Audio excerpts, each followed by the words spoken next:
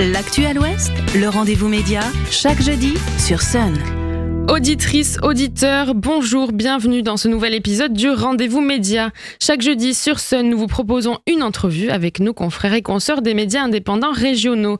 Aujourd'hui, nous recevons notre collègue et journaliste indépendant Elliot Bureau qui publie un papier sur l'état du sport féminin nantais dans la revue Place Publique. Bonjour Elliot. Bonjour Noémie. Ce papier, il fait donc l'état des lieux du sport féminin de haut niveau dans la métropole nantaise qui n'est, pour le dire simplement, vraiment pas glorieux. La faute notamment à un événement qui avait secoué le sport féminin nantais au cours de l'été 2024, événement qui est aussi le point de départ de votre papier. Le retrait du groupe Réalité de Johan Schouin-Joubert, l'actionnaire majoritaire des Neptunes, qui était à l'époque un club de volley féminin et qui avait aspiré le club de handball féminin nantais. Pour commencer, est-ce que vous pouvez nous rappeler dans les grandes lignes qui est Johan Schouin-Joubert et quel était son projet pour ces deux clubs ?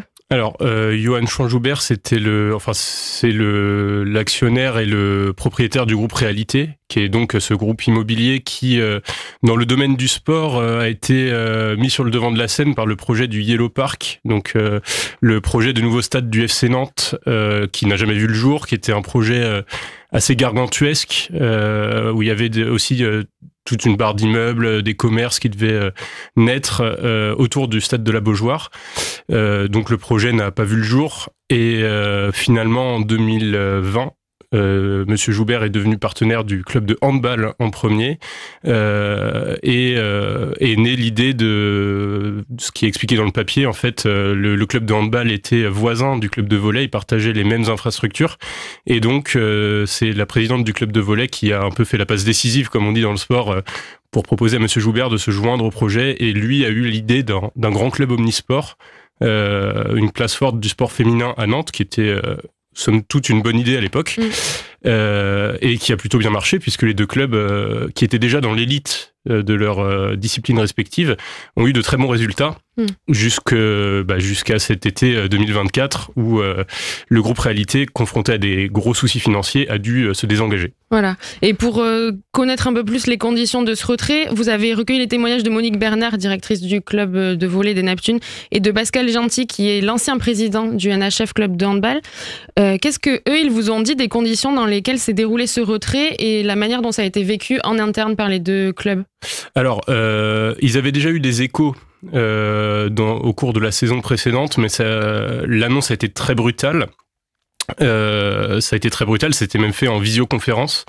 Donc, Réalité avait dit qu'ils assureraient la saison suivante, quoi qu'il arrive. Et finalement, dans l'été, il y a eu une visioconférence qui est tombée. Les joueuses étaient, pour le club de handball en tout cas, ont assisté à cette visioconférence en ne sachant rien du tout et on leur a annoncé tout simplement que c'était terminé en 30 secondes montre en main. Donc on parle quand même de joueuses professionnelles qui étaient en vacances aux quatre coins de l'Europe et qui apprennent du jour au lendemain qu'il faut qu'elles trouvent un nouveau club puisque leur club ne repartira pas en première division.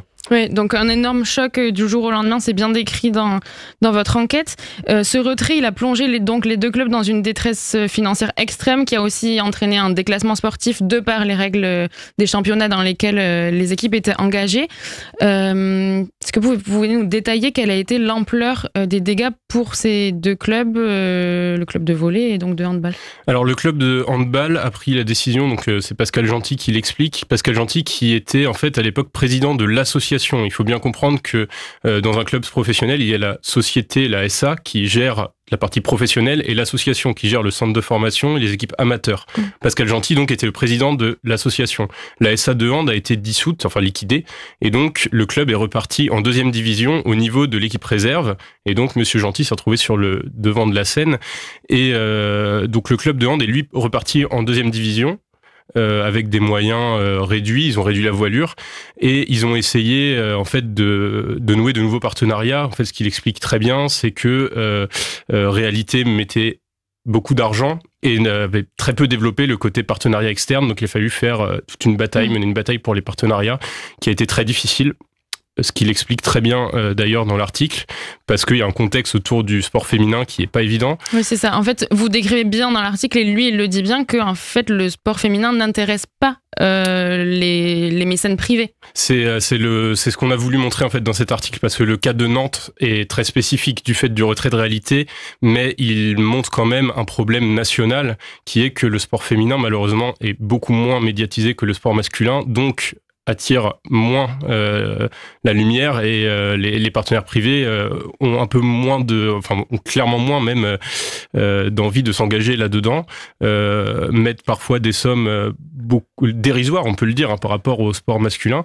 Oui. Et donc c'est le nœud du problème, le cas de Nantes. Et donc pour revenir au volley, le volley pour le coup a fait le choix de rester en première division la saison dernière, a fait une finale du championnat de France, finale de Coupe de France. Ça fait 2 fois d'affilée qu'ils étaient vice-champions de France, et ils ont dû repartir de 0 eux aussi, enfin de D2 du coup. Donc ce qui fait qu'aujourd'hui les 2 structures professionnelles n'existent plus. Donc on n'a plus de club de hand professionnel ni de volley professionnel aujourd'hui à Nantes chez les filles. Ouais. Et donc vous parliez de cette difficulté à rencontrer des mécènes privés, à rencontrer un engagement de la part de ces mécènes. Et en fait, pour pallier à ce manque de financeurs, les collectivités proposent une solution aux clubs de sport féminin, se rapprocher des clubs de sport masculin. Oui, c'est la conclusion de l'article. Alors ça, c'est un phénomène qu'on voit beaucoup dans le football. Si on reprend la première division de foot féminin, il y a ne serait-ce que 10 ans, il y avait des clubs qui n'avaient qu'une structure féminine encore. Aujourd'hui, dans la première division de football, sur 12 clubs, il y en a 11 qui sont adossés à une structure professionnelle masculine. Dans le hand, ça arrive. Il y a 3 clubs de l'élite qui le font. C'est Montpellier, Nîmes et Chambéry.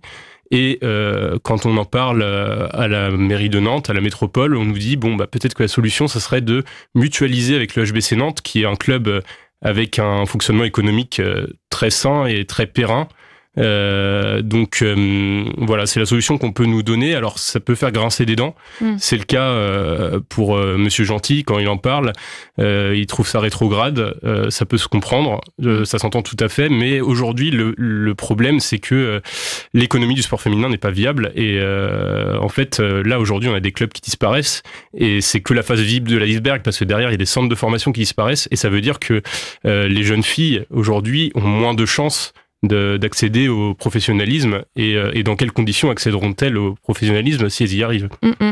Et suite à ces événements, du coup, vous l'avez dit, il y a plusieurs clubs féminins qui ont péri ces derniers mois, notamment le club de basket de Saint-Paul-de-Rezé, pareil pendant cet été 2024. Donc la métropole ne compte plus qu'une seule équipe féminine dans un championnat d'élite dans une discipline sportive, le FC Nantes. Vous avez rencontré Ali Rebou, qui est vice-présidente de Nantes Métropole et aussi déléguée au sport. Qu'est-ce que lui, il vous a dit de ce que la ville envisage pour l'avenir du sport féminin de haut niveau à Nantes? Écoutez, déjà Ali Rebou, il est très embêté, comme tout le monde en fait de cette situation.